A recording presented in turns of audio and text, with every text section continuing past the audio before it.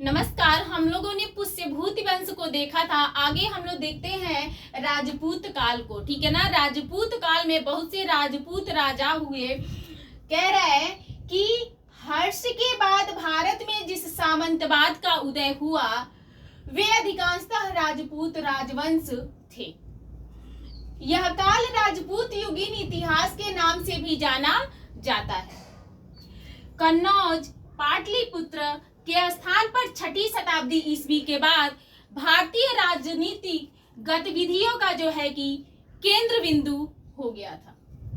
अतः हर्षवर्धन की मृत्यु के पश्चात कन्नौज पर अधिकार को लेकर के क्या है कि होड़ मचा हुआ था। कन्नौज पर आधिपत्य का अर्थ था भारत का चक्रवर्ती सम्राट बनना। उस समय जो राजपूत सामंत राजा थे वो क्या है कि कन्नौज पे अधिकार करने के लिए सभी कोई चाह रहा था कि मेरा आधिपत्य हो जाए, कोई चाह रहा था कि मेरा आधिपत्य हो जाए। इस तरह से जो है कि तीन राजवंश जो थे कन्नौज को प्राप्त करने के लिए आपस में संघर्ष कर रहे थे और इसी संघर्ष को जो है त्रिकोणात्मक संघर्ष के नाम से जाना गया। तो हम लोग राजवंशों को देखने के पहले ही और त्रिकोणात्मक संघर्ष के विषय में बात करेंगे। तो चलिए हम लोग देखते हैं त्रिकोणात्मक संघर्ष के। कन्नौज के लिए त्रिकोणात्मक संघर्ष 8वीं शताब्दी में कन्नौज पर अधिकार करने के लिए पाल गुर्जर प्रतिहार एवं राष्ट्रकूट राजवंशों के बीच जो है कि संघर्ष प्रारंभ हुआ। ठीक है। और इस बीच जो है पाल गुर्जर प्रतिहार एवं राष्ट्रकूट राजाओं ने क्या है आपस में संघर्ष करना प्रारंभ किया, जो 200 वर्षों तक जो है इनका त्रिकोणात्मक संघर्ष चलता है कन्नौज को प्राप्त करने के लिए। आगे देखते हैं प्रथम चरण। ठीक है ना। प्रथम चरण में जो है इस संघर्ष का प्रारंभ प्रतिहार शासक वत्सराज, ठीक है ना, प्रतिहार शासक वत्सराज ने किया और इस समय इंदिरा युद्ध जो है कन्नौज पर शासन कर रहा था।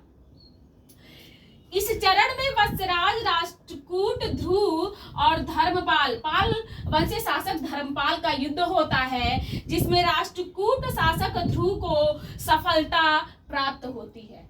ठीक है ना। फिर बात करते हैं द्वितीय चरण के विषय में। प्रथम में राष्ट्रकूट शासक ध्रुव को सफलता मिलती है। द्वितीय चरण देखते हैं। इस चरण में केवल 2 ही शक्तियों ने क्या है भाग लिया। ठीक है ना। 2 ही शक्तियां रही, बंगाल का धर्मपाल एवं प्रतिहार शासक वत्सराज। धर्मपाल ने चक्रायुद्ध को संरक्षण प्रदान किया और युद्ध पे यहाँ पे विराम लगाया। फिर लेकिन तृतीय चरण देखते हैं। तृतीय चरण में जो है इस चरण में तीनों राजवंश थे। ठीक है ना। पाल, प्रतिहार और राष्ट्रकूट। ठीक है।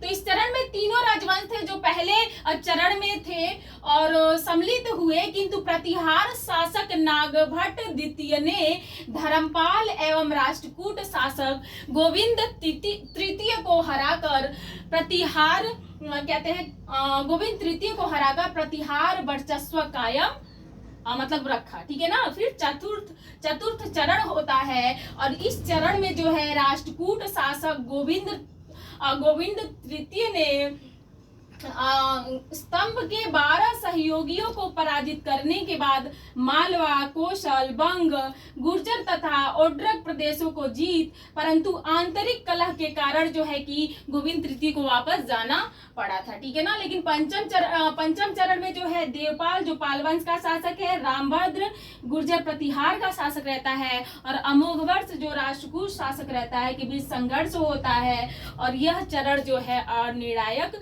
सिद्ध होता है। और लास्ट का अंतिम चरण जो है अंततः प्रतिहारों ने जो है त्रिकोणात्मक संघर्ष में जो है सफलता प्राप्त किया।